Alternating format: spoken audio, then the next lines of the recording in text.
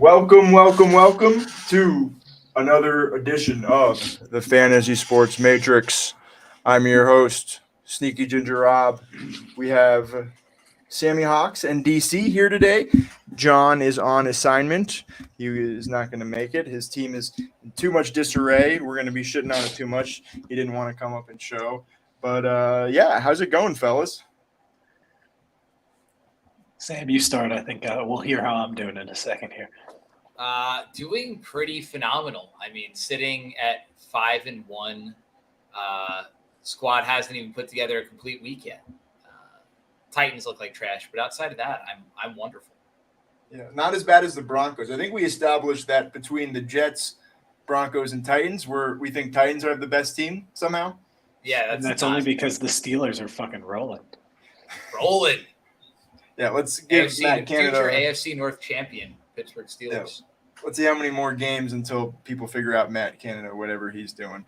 But more importantly, Childs, how are you doing? You'll probably have to stop me on this rant at some point.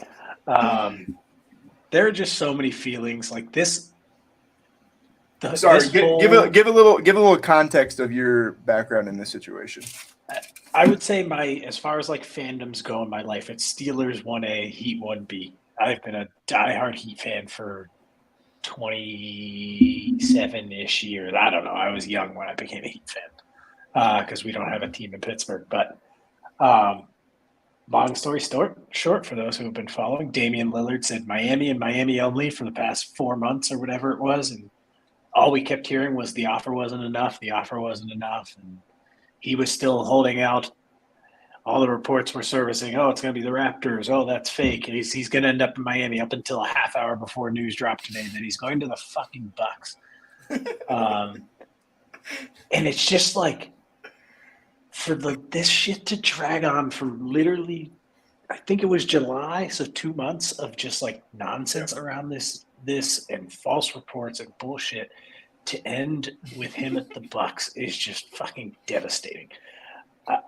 I don't understand. I don't know who to blame. Like, is it Cronin? Is he just the fucking asshole that like would not talk to Pat Riley? Because some reports are saying that. Other reports are saying the Heat just offered 2 first-round picks and Tyler Hero, and that was it. Which, if that's the case, that's fucking stupid. Like, you empty the clip with everybody not named Bam and Jimmy to get Dame next to Bam and Jimmy. So I don't know who to blame. I'm tired because you want to hear there have been 4 superstars traded in the past 3 years. Every single one of them has had Miami on their short list of, call it 2 to 3 teams. Mm-hmm. And Pat hasn't landed one. And every time it's the same story. It's, we don't want to spend too much because, the next guy's coming. And we want to hold our assets.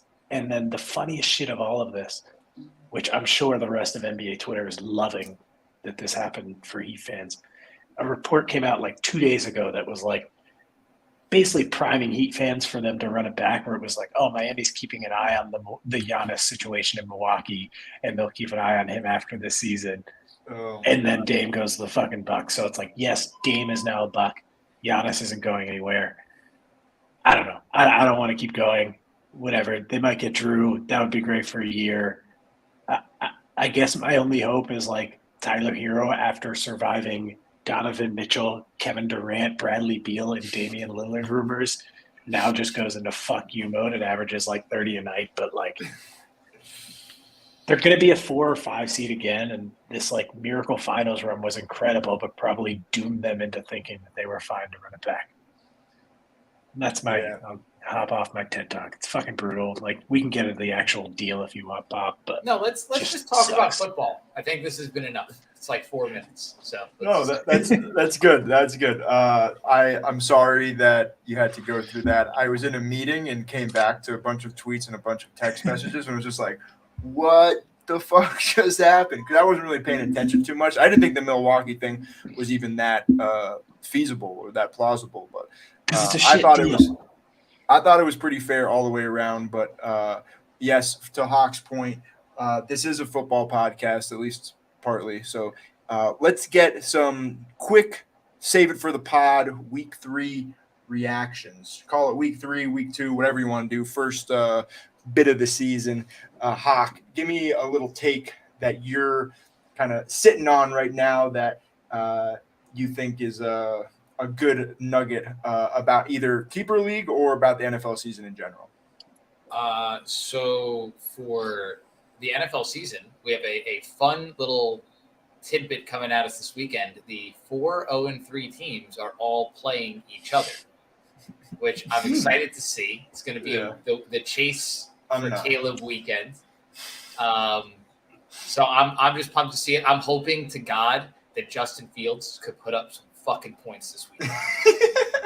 Because if it's not this weekend, if it's not this weekend, it's not happening. But I feel like very similar to this to how I felt about Russell Wilson last year when I had all my eggs in the Russell Wilson and Cortland Sutton basket, and I'm like, these guys are going to crush. I invested heavily in them in best ball. I invested heavily in them in KLK, and I just got my heart absolutely broken on my way to another finals appearance. Yes, but that's not that's not what's important. Anyway. You're victory lapping in the L right now. I'm victory lapping going further than both of you again. All right. I mean, we'll save it. By one, we were both in the third place game. It wasn't like we both got like wrecked. Like easy now. All right. I think you. I arguably had a better season than you, but we'll leave it at that. You probably made more money than I did. Yeah. Bob, you go before me because I just talked for 4 minutes. Yeah. I'm very excited to see what this Rams offense is going to look like when Cooper Kupp comes back. Hopefully when Cooper Kupp comes back, because those three, positive reports today, those three wide receivers is going to make for a really fun little offense there, especially with Kyron. I think that the Puka hype will die down a little bit. I think we've noticed that, yes, he's very good in zone and he kind of finds his little spot there. But when it comes to doing something after the catch, he doesn't have that same kind of burst that Kupp has. And Kupp is going to walk right back into that role, right back into 10 targets minimum a game. So I'm excited to see what this Rams offense is going to look like. But the other thing is just the NFL outside of, I think, like the Dolphins and kind of the Eagles in a way, and I guess the 49ers, there seems like there's a huge tier gap between the next group of teams. You could probably lump like 10, 15, 2-1, 1-2 teams in there. Like, yeah, maybe they can make the playoffs, maybe not. So this is going to be a very, very interesting season. And I also think we're going to have a lot of activity around the trade deadline. So I think that'll shake up a lot of stuff. I think that's in a month from now, the end of October. So should be very interesting to see how the kind of season unfolds. But nothing too hot for me. Just waiting for Richardson to come back. Hopefully he's practicing today too. So I think he's coming back this week, which is going to be. He should be back this week. Yeah. For me, I think NFL-wise, it's just interesting to see, as you said, Bob, like the clear separation at the top and then just kind of a mess. Like a lot of teams we expected to be really good are not looking great. Like I think about just in the Steelers division, like the Ravens just lost to the Colts. The Bengals are 1-2. The Browns are 2-1, and Deshaun looked okay against the Titans, but generally has looked bad. The Jets are down bad. I don't think the Bills have looked great, like outside of, I guess, the Raiders week. And it just feels, I don't know, you've been mentioning like preseason week 4. It almost feels like we're in preseason week 6. Like everybody still just feels like they're kind of stuck in the mud. Yeah. Other than the Dolphins and Chiefs. And I guess Niners and Eagles too, but like everybody just kind of feels like they're in a rut for some reason. So hopefully we get through that soon. Fantasy wise, I think this league is in an interesting spot early in the year. Like we saw Burner sell early last year.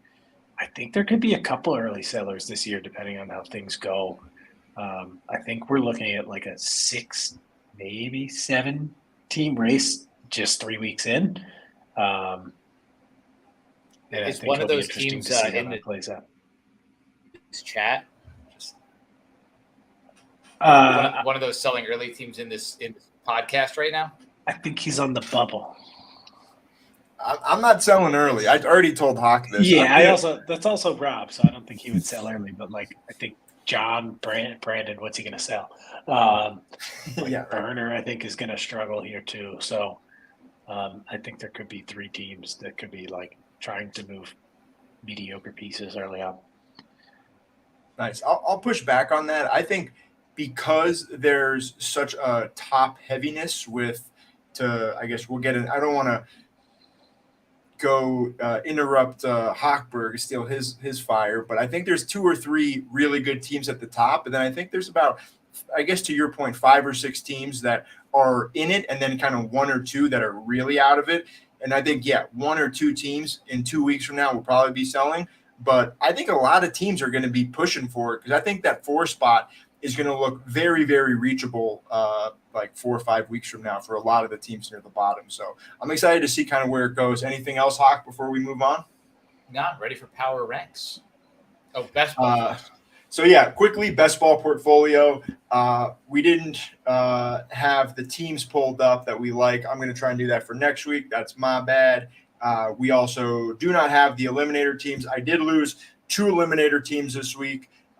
Both had major injuries. One of them actually put up a lot of points, like over 100 points, and I was still like 16, 17 points away from hitting it. So like 8th place out of 10th had like 126 or 127 points. So a little bit unfortunate, but I have 13, I got 12 really solid teams that I like right now. So we'll see how it goes. But for Best Ball Mania, we're all very, very similar, all above advance rate as well. So 21% for DC, myself at 22%, John and Hochberg are both at 19%. So pretty interesting that we're trending up.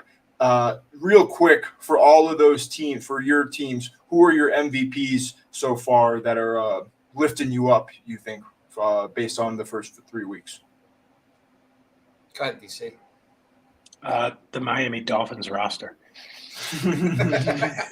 I'm relatively high on Tua. I'm relatively high on all 3 of the running backs, even Jeff Wilson, who's not playing. Tyreek is my top-owned player in the first round. So, I mean, I think that's definitely contributing to advance rate and, a few of my high-scoring teams as well. Yeah, rookie running backs for me, I think I invested pretty heavily in there. A-Chain, one of my highest-owned players.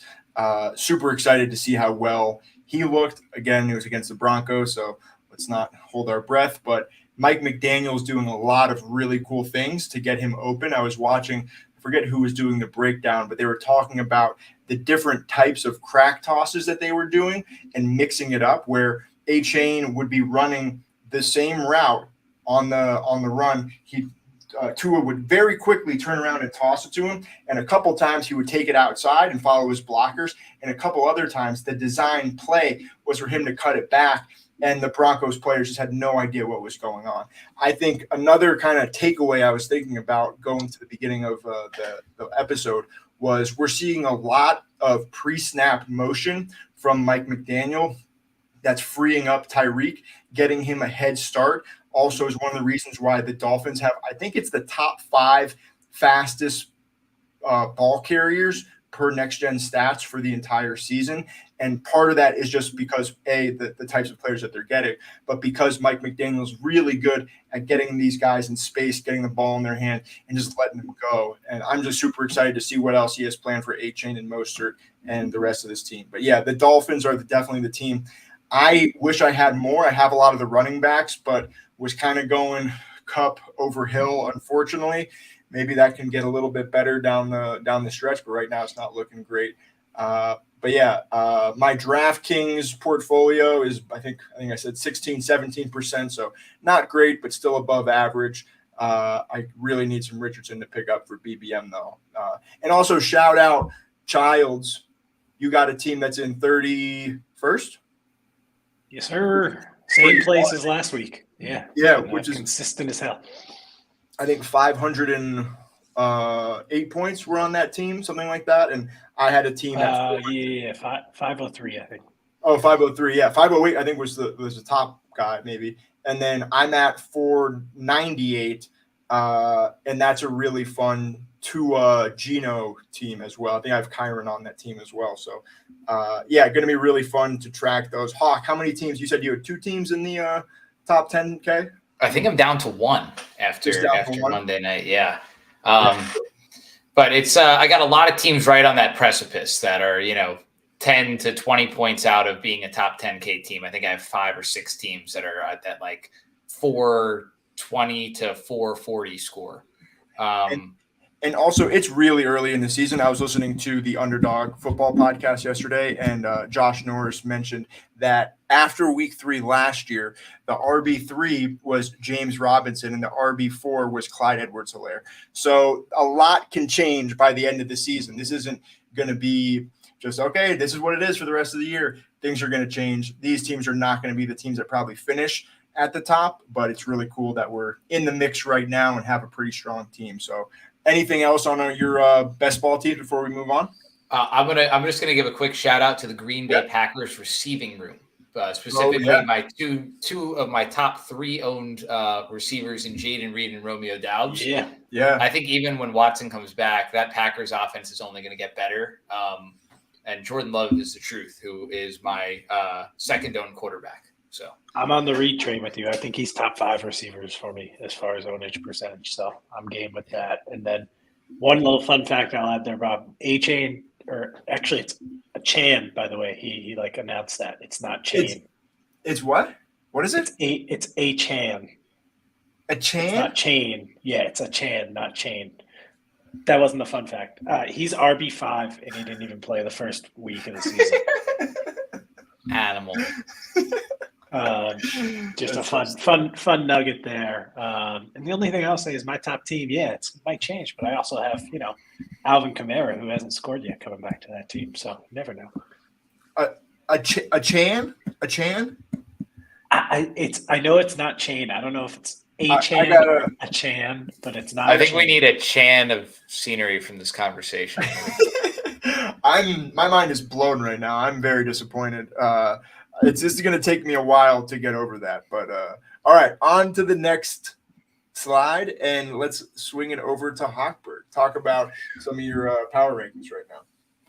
Yeah, so at the top, really no surprise that Gouda maintains his rank as the 1 spot, 5-1 on the season. Has a high score week 1. He did kind of get a little lucky week 2 against Childs, but the top end talent, he has CMC, he has Jefferson, he's got some consistency, I think, between Metcalf and, even though it's like low end QB1 consistency, Watson being QB11 through 3 weeks. I think he can improve upon quarterback and tight end probably, but and he's probably also going to have some trouble setting that RB2 flex with he's got a lot of guys that could be starters there. You have Ford, Ayuk, a couple others. So Gouda, top spot. Claiming the second spot, DC is back. The squad was incredibly consistent. Best receivers in the game. Kelsey looked healthy. That's going to be huge. Etienne and Pacheco look like they could carry the running back room a little bit. And Rod Diggs, Ridley, just like you can't beat that combo. So, I'm also hopeful for the Jacksonville offense. I got a lot of money on them winning the South. Greg drops down a spot. Just the injuries are starting to crack that squad. Javonte doesn't seem like he's it as a permanent solution, although he's the only player who gave a shit on Sunday for the Broncos. Yeah. He does still have the most points, though, so got to give him his flowers, right? I'm going to take up the 4 spot. Again, 5-1 on the season. I just haven't put up the big one. The consistency isn't there to say this is definitely a playoff team. Shanker definitely gets a little bit of love being the underdog story. He's sitting in 4th place. He's 3rd in points. I just think there's a depth situation here. He's carrying 4 quarterbacks. Like, the roster mismanagement is going to catch up to him. He's just one injury from having to start. Like, I think Cortland Sutton is the best guy on his bench, and that's like really not saying much. Yeah, and he got really lucky from Mostert, like just going off. I don't know if he started in the first week, but getting 40-something points from him last week got him most of his points. So yeah. Yeah. And then there's Paul. Everyone kind of just dropped down a spot, right? Everyone shifted down, but largely remains the same. Paul probably could be 5. He's slightly better set up than Shanker is going forward. Hold But up. Paul started Tony Jones this week? Paul Yeah. started Tony Jones. I saw that. Yeah. Bro, Who do you what? start? Khalil Herbert, and it was probably the right decision. It was the right decision. That's why. I know. Wow. It's Sorry. pretty funny. Sorry to interrupt. That's crazy. No, yeah, so it was a good It was start. a I good move. guess. It was a good move. But he'll be fine when Aaron Jones is healthy. But yeah, I just again I think he has the same problem in flex, right? Like, is he going to actually start Adam Thielen consistently? Like, is Addison his guy? Is it Roshan if he takes a bigger role in that offense? Like, I just see a lot of problems there for him. Rob comes in at 7. He is the best of the bad teams. Yeah. That's fair. Or the teams that are not starting off well, I should say, because his team is not bad. Obviously, the receivers are. It's just impossible to guess, right? Like, you have Pickens, Higgins, London, and now you're going to have Kupp in the mix, who's an every week starter. So to get that one right between the three of those guys, not going to happen. And then you kind of have to start Henry in most situations. Walker's a must start right now with the way he's playing, and Kyron's a must start. So you're really just shuffling. It's going to be tough. Sunshine is an 8. Again, I think he's just bad luck. No Eckler. He lost Mike Williams for the season this week. That's going to hurt. Dotson, I think, has been a little bit underwhelming. But any week you pick it up. Burner is and Brandon to me are really like they are going to have to start thinking about selling ASAP. It's not good. Brandon's team is bad though. I don't even know if anyone wants anybody on Brandon's team that's not named Justin Herbert. I thought there was one wide receiver, but I maybe like Cooper? I think doesn't he have Pittman? I like Pittman. Like, you like Pittman because you have Richardson. But I think Pittman, either way, we saw the last 2 weeks without Richardson, and Pittman looked great. Pittman's been great. Don't discount him, huh? I'm not discounting him, but are you giving up real assets for Michael Pittman rental? If I need a flex, yeah. I think someone could. It is. I don't know how much. It's probably not going to be as much as Brandon wants, but right. He's going to get something decent. I'd say he at least gets a 4th or a 5th round pick for him. For Pittman? I think so. Four for Pittman. I might give it up. I would say like Brandon. Closer to a 7. Bob, you trade for another receiver, I'm going to put you in like a roster timeout so that you can't make any trades. Do I have that ability as commissioner? You can lock his roster. I would definitely have to trade a wide receiver or two if I was doing that trade because you're right. And to go back to Hawk's point, I'm going to be starting Higgins basically any week that he's healthy. The volume is there, even if Burrow sucks. I'm not going to be able to live with myself that 1 week that he goes off for like 30-something points when he's sitting on my bench. So when Kupp comes back, it's probably just going to be those two unless something crazy happens. Okay, that's fair. All right, I think we're good on power rankings. Let's move into the matchups. Beautiful. I just have one comment. Yeah. I feel like we're anointing Gutta too soon. And I'm not saying I should be second. My team has had its struggles, and I think flex and running back 2 are a question for me. But just on Gutta's, I think quarterback is a big hole. I actually think RB2 is a hole. It's similar. I look at his RB2 as how I kind of look at Bob's receivers. Like, what is he going to do? Brees isn't doing anything without a quarterback. Ford was okay this week. Like, there were 5 Browns that carried the ball before him. Madison, we know what he's been this year. And then I kind of feel the same way about like flex and like tight end. Like, I just don't think it's I would argue the top 6 rosters right now are a lot closer than we think to each other. I don't think there's a clear gap between anybody at the moment. Well, JT is a big wild card on Gutta's team because if JT comes back, then he's I don't think absolutely he's playing. I don't think he's playing either. I think he's playing. He's going to sit till they deal him. Well, he might come back in week 8 to Yeah, get to the accrue the credit season. to accrue Yeah. the season. That's it. He'll pull his hamstring in practice. Exactly. Yeah. I think they move him. I think they're going to get to a point where they realize, like, hey, this is the most we're going to be able to get from him is right now. There's a bunch of running back injuries. I think they're just going to take the best offer that they can. I'd be very surprised if Blazers he should came have back, done that too. Do you think? By the way, do That's you good. think that That's good. Gouda would move Laporta? Because I have been trying like hell to get him all week. I want Sam No, Laporta he needs on a my tight end. roster. Yeah, He what's needs his? a tight end. No, he has Ingram. Here's the thing. Gouda's never going to play Laporta over Ingram. He should. He should play I know every he should week. should, win the but he league. won't. He's not going to watch this, so I can confidently say he will not do that. No, Laporta. I'd be starting Laporta. Laporta's probably what, tight end 5 right now? Laporta's tight end 2.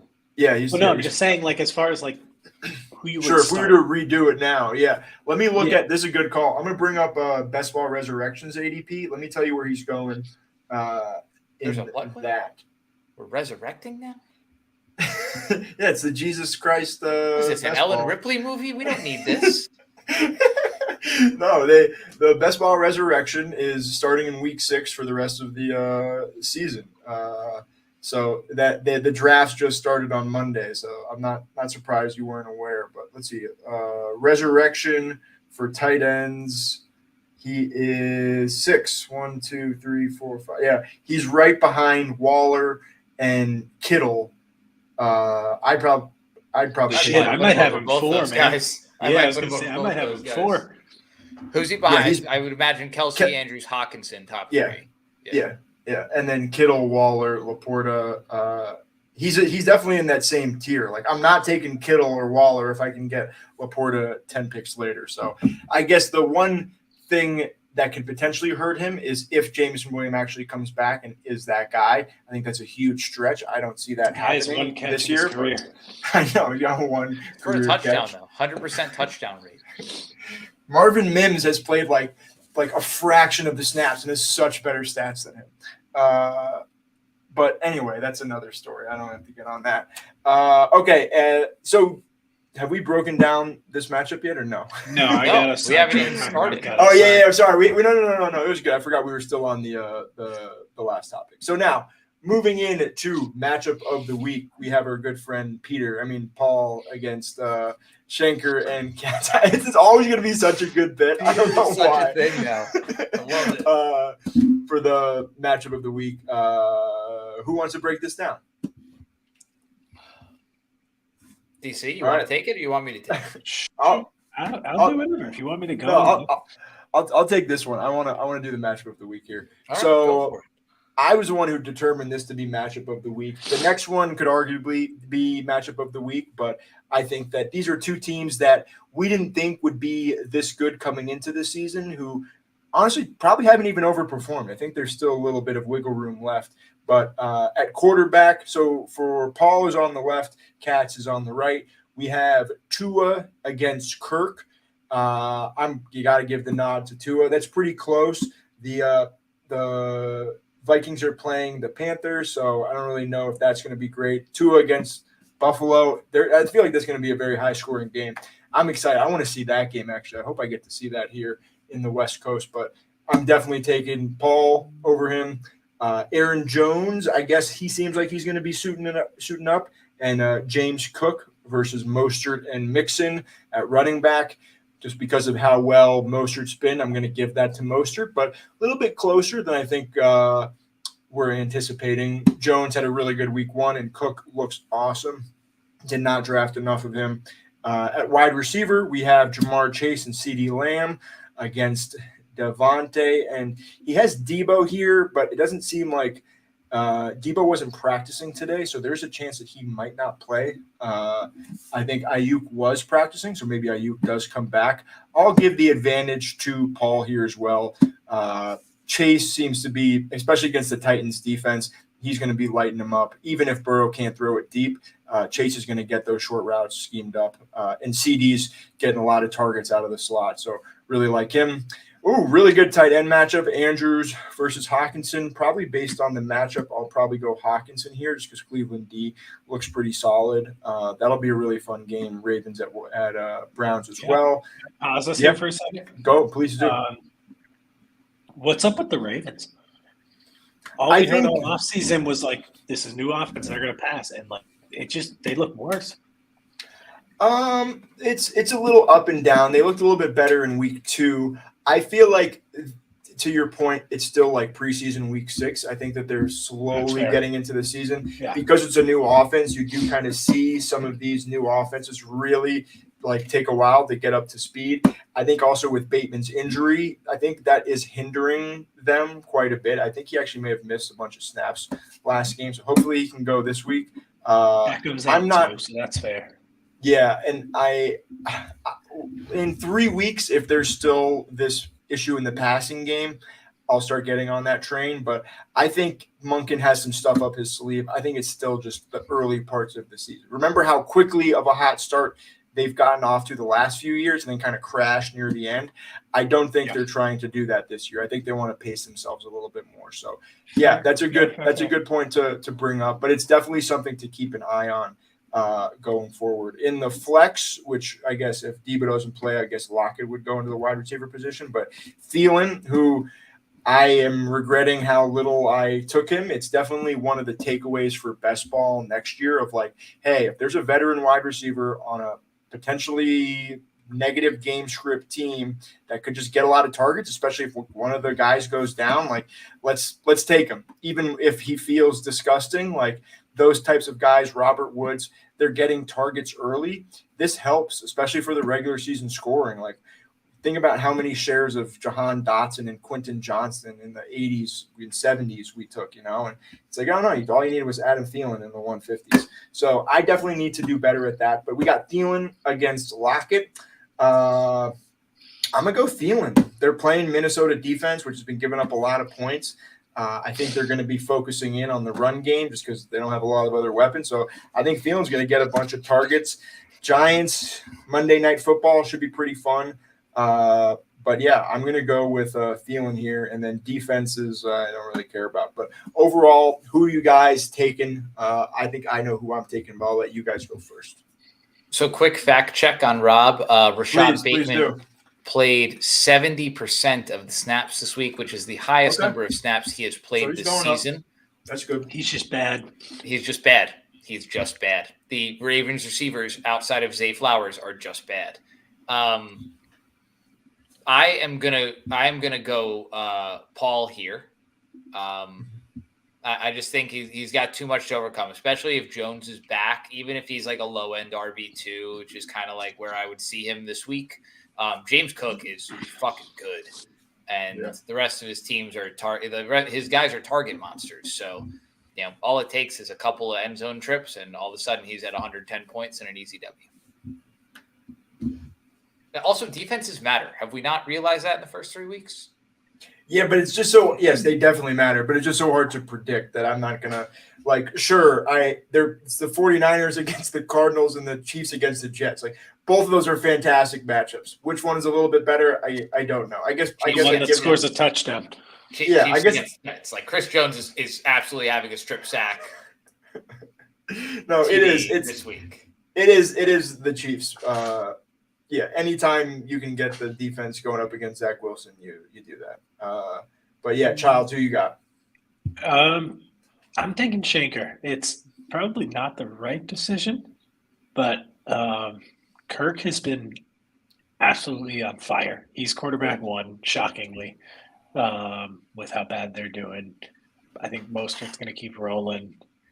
I am personally concerned about Chase and Burrow and that whole offense. And then I also think New England has shown that they are feisty and have a little something on defense still. And they might be able to at least slow down Lamb a little bit. So I actually think these teams both could miss median. Shockingly, like I think it could be a kind of like 88-86 type of game. And I'm taking Shanker. Nice. Yeah, I'm going to go with Paul. It is going to be close, though. It's probably going to be close to the median, too. I don't think any of these teams are going to run away with it this week, but I think it's going to come down to the tight ends. If one of these tight ends can go off, I think Andrews is due. I would not be shocked if Andrews had a good week. I guess let's see how they do against Cleveland D. It's been looking pretty solid. Browns but, defense, man.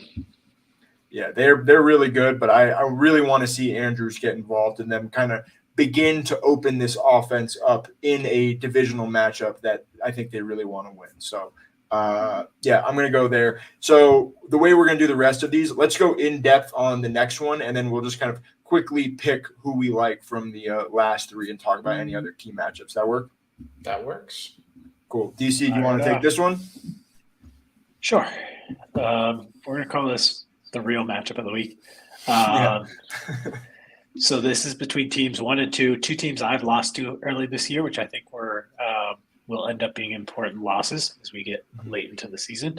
But I look at these teams, and I think Greg has gotten hit with the injury bug a little bit. Gutta has avoided it to now. We don't want to go player by player here, right? Or do we want to? No, let's do player by player. We won't do it for the last three, though. Okay. All right. Yeah, I'll move quick here, though. But we got Mahomes versus Watson. Chiefs figured it out last week. That was a get-right game. Kelsey's getting back in the groove with his new boo and all that jazz. So give me Mahomes over Watson. I don't think that's close. Pollard, McCaffrey, Madison, Javante. This is kind of interesting because, CMC's obviously RB1. The second RBs here are mid as hell, but Javante gets the Bears. So I'm going to still give this to Gutta just with Pollard getting New England. I think McCaffrey might be done at half, but he might have 30 points, and that might be why he's sitting at half. So hey, Cardinals are good. Yeah, Cardinals look all right. The Cardinals are good. I don't know how, but they're good. It's San Francisco. It's not Dallas. It's not you're saying that Dallas didn't stomp the shit out of their first two opponents. This is classic Cowboys, though. This is what they do. That's true. It is. That's what they do. That's just who they are. And they were in the red zone 6 times and just scored once. So it's just, I think San Francisco will score in those situations. Probably. I love That's Josh. fair. Shout out Josh Jobs, though. He's great. Josh Jobs, go. Wide receiver, fun matchup here. Jettas versus Garrett Wilson. Keenan Allen versus Metcalf. Again, it's funny enough. I think Keenan is wide receiver 1 on the season, not Jefferson. If my maths are mathing correctly. You're right. I think Gutta has both the best and worst wide receiver here, but I'm still going to lean his way because I think Keenan might cool off a little bit, and I could eat my words here. I have a lot of shares of him in best ball, so I hope that's wrong. But with the Mike Williams injury, maybe some coverage is more bracketed his way. So, again, leaning Gutta. Tight end, this is just a battle of overhyped guys here with Ingram and Waller. Gutta, if you start Ingram over Laporta, I really don't know what you're doing. You got to see the Jags get right before you can start Ingram, in my opinion. Yeah. And Waller just I was freaking out about my best ball exposure, which is very low. When I saw him jump from what was it? He was ADP in the 80s and then finished in the top 60, I think. I think he may have been top 50. Like I think he got into 49. Maybe that was weekly winners only. Waller, Yeah, Waller was up there. Yeah, he was in the 5th round. Yeah, terrified having finished my draft so early and seeing those reports and him getting so much hype, and I feel so much better now about my 2% exposure 3 weeks into the season. Yeah. This is a toss-up. I don't have an edge there. Evans versus Puka. It's Evans. I know he gets Lattimore, but and the Puka story is great, but Evans, the guy just perennially does not get the credit for the Hall of Fame career he's putting together. Defense. Gutta, if you start the Jets versus the Chiefs, I don't know what you're doing. No, he's not. But either way, giving this to the Cowboys. I think this one's going to be close. I think this could be a high-scoring battle, similar to what Gutta's been in the first few weeks, except with me, we were in the 70s.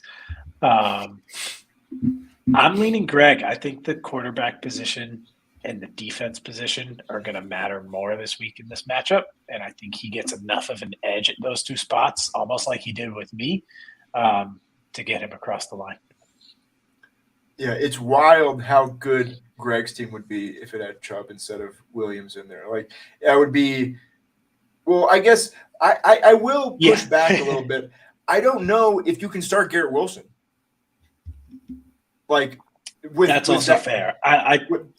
That's like not starting T. Higgins. That's no, a ridiculous statement. No. Yeah. No. Like that week 2, he basically didn't do anything besides like the 70-yard touchdown. I forget what happened last week, but I don't think he did very much last week. Against Kansas City, there's only one dude they got to worry about. I don't know who Greg has as another wide receiver on his bench. Well, you can move Evans up to there. I don't know what flex he can put in there, but I don't think I'd be starting Garrett Wilson with Zach Wilson. I just don't trust it. Like, I just don't think that the Jets are going to score many points, many touchdowns. I don't feel comfortable with that. So, I mean, I just looked at his roster. Is it Jaylen Warren or Garrett Wilson? It's Garrett Wilson. Like, I agree, but Greg's depth is shit with the injuries. He's decimated. Yeah. Yeah. I guess so. I guess because they are going to be passing because they are going to be losing a lot. Maybe he gets some garbage time scores, but like the first half, I'm not expecting Garrett Wilson to be doing a whole lot against the Chiefs defense. Yeah. With that being targets, like with that being said, though, I'm going to go pick Gutta. I like the quarterback matchup. I think there could be a situation where this like Jets game, especially because it's in New York, I could see them shutting down Mahomes and some of the guys on offense in the second half playing. Yo, clip that.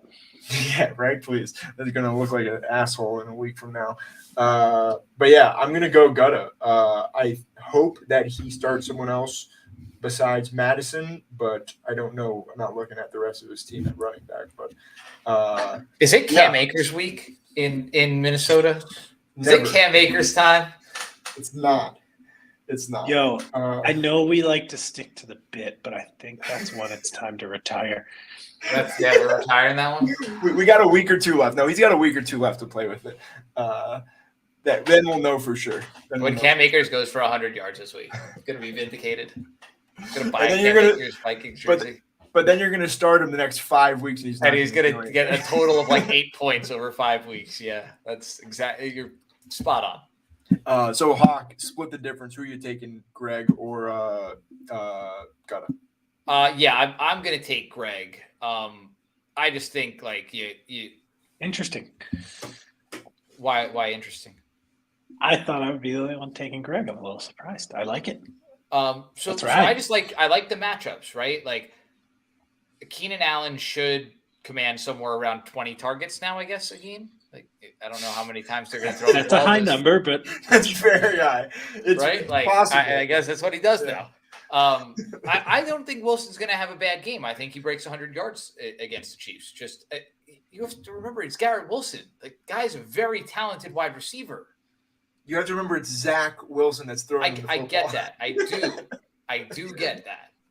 But I think they'll put him in a position to just do a lot more screens, a lot of slants, just get Wilson the ball with some semblance of space and let him go to work. The guy can make things happen after the catch. Zach Wilson can't throw a screen or a slant.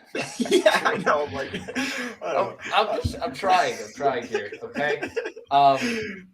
And then the big thing for me is Javonte getting the Bears. I think that really is going to put him over the top. Yep. That's a good point. That is a good point. And this feels like a huge Javonte week. Yeah. So he hasn't scored any touchdowns. He's been getting a lot of work, and the work has been increasing. I think each week he looks really good. And yeah, this Bears defense is terrible. I'm really hoping this is the week for Javonte. If not, the Broncos are in rough fucking shape.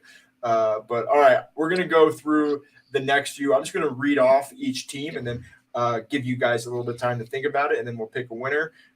So going with myself versus Brandon, two of the bottom dwellers in the league right now. We got Richardson going for me with Damian Pierce, Kenneth Walker, Tutu Atwell, T. Higgins, Luke Musgrave, Kyron Williams, and the Patriots defense. And then Brandon's got Herbert, Miles Sanders, Najee Harris, Michael Pittman, my guy, Amari Cooper, Hunter Henry, Jerry Jeudy, interesting, and the Eagles defense. Hawk, who you got? I am going to go out on a limb here and take Brandon. I know his team is trash. I know that. But he's got some decent matchups. He does. So Sanders, yeah, he's been getting a lot of work playing Minnesota. I mean, Najee's a lost cause. Forget him. I think Jamar Chase had a pretty good game against the Rams, and I think Pittman not only has good game, but he takes away some of the Richardson points. So it's a good counterbalance for him. Sure. I think Cooper has a good game. He's been having good games. He's been, playing more and more. So I think he gets more involved. Hunter Henry, that's a total fucking toss-up, but so is Musgrave. Yeah. It's who scores a touchdown. It's who scores a touchdown. And then again, let's talk matchup. Like, if you're going to play a Bronco, this is the week to play a Bronco. And then Philly getting Washington, who Howell looked out of his depth last week. I know we're all on Sam Howell's dick, mostly just you two, but hey, I got a lot of Jacoby Brissett bags, right? So I'm ambivalent to the Redskins or the Commanders quarterback situation. Yeah, whatever it is. I just don't think Howell is the guy. I think he's a great story, and I want to root for him, but that's about it. Cool. So you're taking Brandon? I'm taking Brando. Yeah, Brando. Yeah. Who you got, Childs? I got you. Yeah, I think I'm going myself too. It's going to be really close. I don't think either of us are going to get the median this week unless Richardson really goes off on the rushing game. Because again, if it goes through the air, Pittman's going to get a lot of those points. It's going to be really close. We'll see. I think depending on what happens with the running backs, that's going to decide it. Like if someone gets like a 20 or 30 pointer, that's the team that's going to win. It's going to be bold. Childs, how's the Steelers' rush defense? Can I get a little inside intel here? Are they defending well or not so much? Their defense is very good. They give up a lot of yards, though. They do give up a lot of yards. Like they've given up an average of somewhere in the neighborhood of like 380 yards a game. And Texans' offense looks pretty decent. I'm pretty sure we were talking before the pod went on, Hawk and I'm pretty sure Derrick Henry had a 38% snap share last week. So I don't know if I can start him until I see him get over 50% snap share. He had 2 points. And Dameon Pierce, I believe Tunsil is going to be back this week. They've been missing a lot of their offensive line. I think that's really going to help in the rushing game. So it's a bold call, but I'm probably going to go Pierce over Henry, and I'm going to take myself as well. We'll go. So you know that Dameon Pierce only had 54% of the snaps too, right? Hey, it's better more than 38%. I'm not in a great spot here, guys. Bob, what do you want for Henry for this week? Like, I will trade you for him. All right, next matchup we have versus. Wait, Sam, what did you offer Gunna for Ford? For Ford? Didn't you offer him Cam Akers? I offered Cam Akers straight up, but he didn't even reject it out of hands. It took him like 24 hours to say no. Wait, you offered Cam Akers for Jerome Ford? Straight up. I thought it was funny.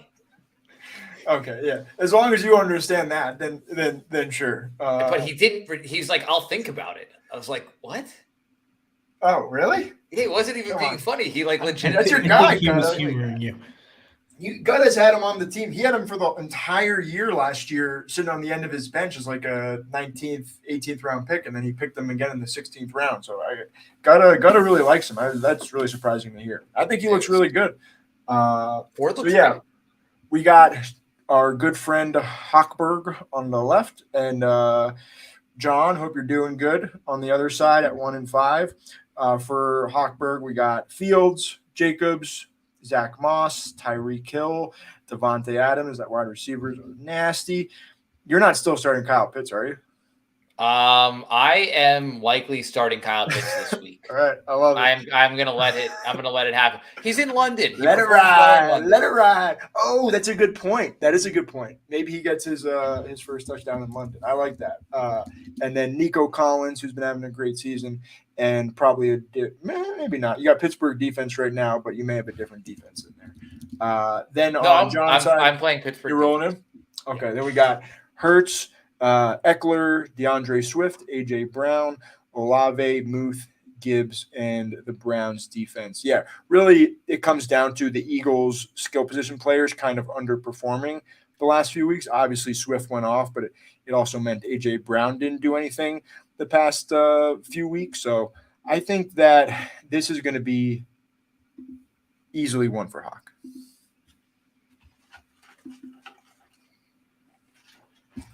I guess I'll go. I mean, this is John's week. Like, this is the week that the entire Eagles offense shows up because he's playing me for no other reason than he's playing me. Eckler's going to go against the Raiders. He's going to go off for like 200 yards and 4 touchdowns. Olave against Tampa just has a fucking field day. Jahmyr Gibbs is going to go off tomorrow night. Like, this is the week where I get stomped. I think I might even make median. I think I'm going to get stomped. I don't know. Three Eagles players against the Commanders, they could all be out by like halftime. So I don't know. That's not true. But yeah, Charles, who you got? Hawk, I'm taking you.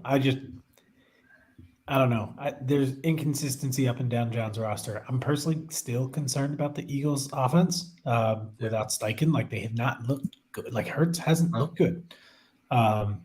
He's put up decent numbers with the rushing touchdowns, but that just takes away from Swift, who's on John's team. So I don't know. I don't see it personally. I mean, Olave, Tampa Bay is not a great matchup. Pat Freiermuth had like his first 3 catches of the year last week. One happened to be for a touchdown. And the Lions just like, it's funny. You see how a team like the Eagles uses Swift, and you see exactly how Jahmyr Gibbs' career might unfortunately start out. Like, he's just going to keep getting run into the line and not put in good spaces. Like, look at the difference between like how a Chan and Swift are being used versus somebody like Gibbs, who's just being like, Montgomery's out now. They're just running him up the gut. Like, that's just stupid.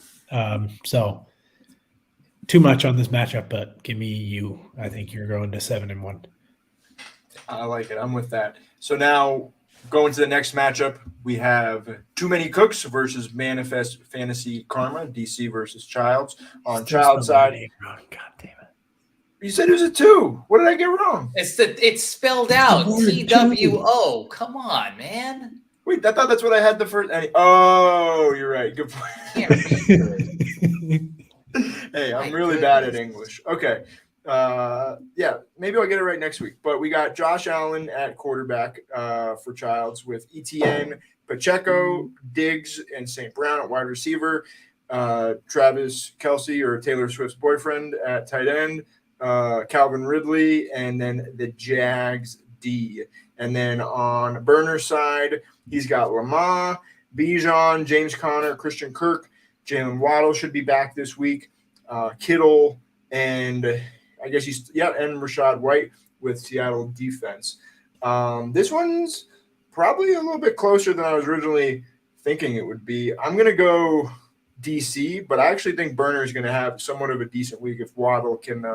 This is going to be like let's feed Waddle the ball because he didn't play last week kind of game. I could see him really getting open, especially with Buffalo probably defending him. If that game's a shootout, though, well, I don't know. I guess kind of could combine correlation there. But yeah, who do you guys got? Hawk, who are you taking? DC. This is my easiest 2-0 pick of the week right here. Just is an easy 2-0 pick. Like, Miami, Buffalo is probably the game to own this week. Probably game to own. And then Amon-Ra on a short week against a soft Packers secondary. I think he's going to put up stats. let's see how well the Jets defense plays. That's going to lean into it. If the Chiefs smack them, then yeah, Pacheco's going to get his, Kelsey's going to get his. But I really like Jets defense still. If they can run the ball a little bit and hold possession, and maybe Zach Wilson can make a few completions, I think they'll be in it. So, and also very interested to see what Ridley can do. Interesting. You're starting 6 players from 3 teams. That's how it's been. Yeah. So Monty got hurt. yeah, go and hopefully Monty's back soon. I think they're saying he's questionable for this week, probably not the week to start him, but that'd be great for him to be potentially back next week as a bye start rolling in. You know, it's funny. Even if I start Monty, I'm still starting 6 players from 3 teams. Oh yeah, good You're point. actually starting 7 because you have the Jaguars defense, which I don't know. That's Oh yeah. Yep. Yep, Childs, who you got? Yeah, I mean, we don't need to get into my roster here. Just a couple quick points. I agree on the Ridley concern. Kind of a little bit concerned about that offense as a whole outside of Etienne. Like, I think Etienne's about to blow. Tank has not looked good. He got the goal line carry last week, but like I was reading some stuff about him, watching some highlights. He just doesn't have it yet. And Etienne, on the other hand, like, is getting the work, and I just think he's that type of guy. If he's getting 20 plus touches a game, he's going to have a week where he just goes nuclear. And I think that's coming, and it might be against somebody like the Falcons. So, yeah, I'm going to take myself here, but Bob, I'm with you. I think this, and me being 3-3 in a bit of a precarious situation, this could be a bit of a shocker where I drop one and maybe get the medium. No, this will be a sneaky good matchup, I think. So I think that's it for Predicts, right? All right. So now, all right, great. We're almost done. We're going to be keeping this right around an hour, which is fantastic. We're going to do Guess That Fab. I forget who did well last time we did this. I'll probably go back and check those, but we'll go in reverse order. I'll have Childs go first, and we'll kind of keep rotating back and forth. Some weird ones this week. Not a lot of like prime keeper kind of guys, so I don't think a ton of fab is going to be spent, but there are some interesting players available, especially with some recent injuries. So starting off, number 1, Childs, Josh Palmer. Yeah. Before we start, Yeah. do you have this week's number 1 defense that I can trade you $3 fab for? I don't. So yeah, that was bad. Just a little note. I played Childs last week, and I had Buffalo defense coming out of week 1, and sent basically a message to everyone saying, "Who wants him besides DC? I'll give Buffalo defense to whoever," just because I already had the Patriots who were going up against Zach Wilson, so I knew I was going to be starting them. And John, I don't think I told you this, John offered me $1, and I was like, okay, let's like hold on to this. Like, I'll accept that on Sunday if John is still interested. And then on Wednesday night, I was looking through all the defenses that were available, and I'm like, some of these are kind of the same as the Bills. At least that's what I thought. I was wrong. And I think you probably thought that too, Charles, at the time. I had $3 bids on the Chiefs, Jaguars, and then I sent you that trade offer. Yeah, and so you sent me one for $3. I think you were kind of just half joking because I said I wasn't going to trade him to you, and then I accepted the trade, and you outscored me by 20 points on defense. Not that it mattered. You almost doubled me up. I had a really bad week, but I thought that was pretty funny too. So. Okay. Good, Rob, but you scored more points than a lot of the other teams. How many teams did you? Shut up. Childs. Josh Palmer. Josh Palmer was the fab because I didn't score more than anybody. $9 just because like people know him and he's like a fancy backup name, but I don't think he's that good. So $9. Who is Mike Williams? John. John. I don't think he needs Josh Palmer though. No, he doesn't, and he's not gonna. He'll save it for a keeper down the line. Let's be honest, he's just not going to spend it. Yeah, Hawk. I think Greg's going to put quite a bit of money on him. I would be surprised if that number is lower than $25. I'm going to go $27 on Josh Palmer. Okay, I'm going to go 19. I think I'll probably hedge on you guys a little bit, but I think that someone will go under 20, but still pretty high up there. It's probably be over 20, but I'm going to still guess 19. Donald Parham. I think he's got 3 touchdowns on this season already. with like 4 yards, like total. Like I think he had 2 touchdowns for literally like 10. I forget what it was. It wasn't a lot of yardage. So I'm gonna go $0 for Donald Parham, even though he's been added a lot. I just don't. I think our league is a little bit too sharp to be like, oh yeah, Donald Parham's the guy. So I'm gonna go 0. Hawk. Yeah, I mean it's 0. The answer is 0, Yeah. but I'll go $1. I think someone will put a bid in. It'll probably be. I could see Burner doing it. I could see Brandon doing it. Like somebody on the lower end. $1. Childs. Calling my shot. Burner is going to spend exactly $7 fab on Donald Parham. I like that. I can see it. We'll get to that guy at the end. But we got DJ Chark, Childs. 0. Hawk. I am gonna go with $4 on DJ Shark. Somebody's gonna bid on him. If something happens to Thielen, he's like the guy in. Because Mingo had a concussion. It doesn't look like he's been practicing this week as well. So I'm going to go 5. I could maybe go – I think it's going to be over 4. I'm going to go 5. I might be wrong there, but going to go 5. Cincy D, I totally am. It's with 3 people, it's very easy to do that. And you're in the middle, so shit out of luck. Cincy D, I know I'm going to be putting a bid on them. Same with Saints D. I will guess $3 for Cincy D. I think that is a huge mistake. Someone will do it. 3 is probably the number. I'm going to go with $6 on Cincy D, and I think it is the worst investment of fab of the week. And who do they play? They got a somewhat decent matchup, right? They play the Titans. Oh yeah, that's it. Yeah, I think like this is a Derrick Henry revenge game. The Cincy run defense is not good. We'll see. Childs.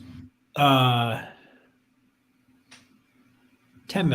Just going high. Ooh, going high. Okay, I thought I was going to be on the high end at 4. So all right, I'll take that. Saints D, and they play Tampa Bay. I want to say They do. $5.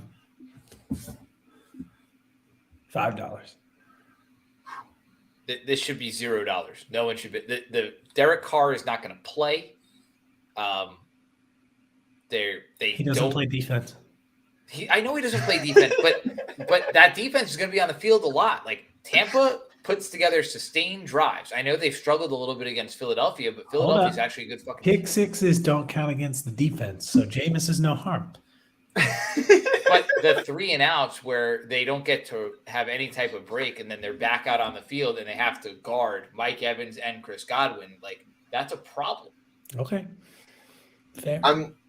As the person who made this, it's unfair for me to do this, but I think the Buccaneers D is actually going to get more fab than the Saints D. I'm going to go 0 for the Saints D, but it's just because they were higher in the order. But I actually think the Bucs have a more appealing matchup because they are going against, as you're saying, that Saints D. Love Jameis, but he's going to throw a couple picks. And then for good time's sake, for old time's sake, P. Brown. We don't even know what his first name is. It's P. Brown. He had the 86-yard touchdown. I know we know what it is, but he had 86-yard touchdown last week, something ridiculous like that.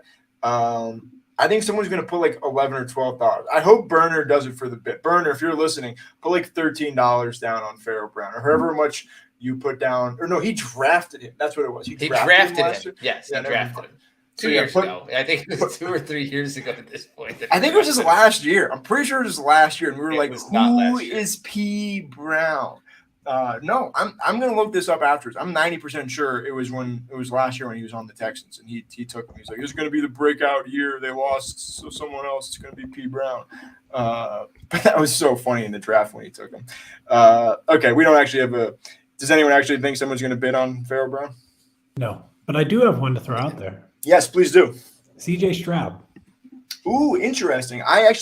He's one of the higher guys on there. I just leave quarterbacks off just because our league has so many backup quarterbacks on rosters already. But I don't know if Richardson wasn't going to play, I probably would have put a little bit of money down on Stroud.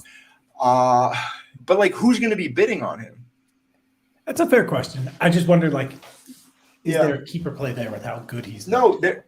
I can see Gouda taking a bid on Stroud. If I'm he- Gouda, I'd probably bid on Stroud. Was Stroud drafted and dropped, or is he just a 12th? He's 12. He's just a 12. He's not. It's not about keeping him, but Stroud is Yeah. playable. No, he looks. Well, good. that's what I'm saying. I'm saying you get a guy that's playable, whether it's a backup down the road, and like, let's say he takes off. There are people who keep quarterbacks in this league. Yeah. Dumbass motherfuckers who keep quarterbacks, but yeah, I'm gonna go. some of us keep Zero. running backs disguised as quarterbacks. Disguised as sitting on the bench. But yeah, I'm gonna go 0. But he is an interesting guy, good guy to bring up and point out. He has been playing really well, so I like that call. Do you think anyone's gonna bid on him, Childs? I could see him going for like $3. Like, I think Good. somebody could take a shot on him. We have deep benches, and I think not everybody tries to play the like position long games like the three of us do. Sure. And there's room for people to carry multiple quarterbacks. Yeah, I like that. Hawk, you think anyone's gonna bid on him? I don't. They shouldn't. I mean, realistically, the only people that should be bidding on a quarterback, maybe Greg, maybe like It just doesn't make sense if you have a guy that's starting, especially because this always happens. We always get a bunch of backup quarterbacks the first 5 weeks of the season, and then buys come around, and everyone's like, "Oh, who can I drop?" And it's the backup quarterback, and Jared Goff is back there, Stafford's back there. So I will say, No, remember Goff's on my Justin? team. Say again. Goff's on my team. No, I'm just saying in general that like that type of guy is gonna, but like Goff's gonna be on the bench probably. Well, actually, he might be in your starting lineup pretty soon. That's why I have him, because I only That's carried fair. one quarterback. I'm like, last week, I'm like, hey, I That's a might good need point. some coverage. So No, if Fields so- isn't the guy this week, I'm benching him for Goff. You know what this is? Hochberg is going to be the one bidding on CJ Stroud. That's I have no idea really what what. you're I knew this all along. That's exactly what Why it did is. I drop the I don't think Why do you anyone's think? You just called his bluff. You see his face? no one's bidding on CJ Stroud here, okay? Oh, I'm definitely going to start bidding on CJ Stroud now. Okay. All right, everyone. Thank you for joining. If anyone's watching this before waivers, make sure you put in your bid for CJ Stroud. We love you guys, and we'll be back next week with another episode. All right. Have a good night, guys. Take it easy.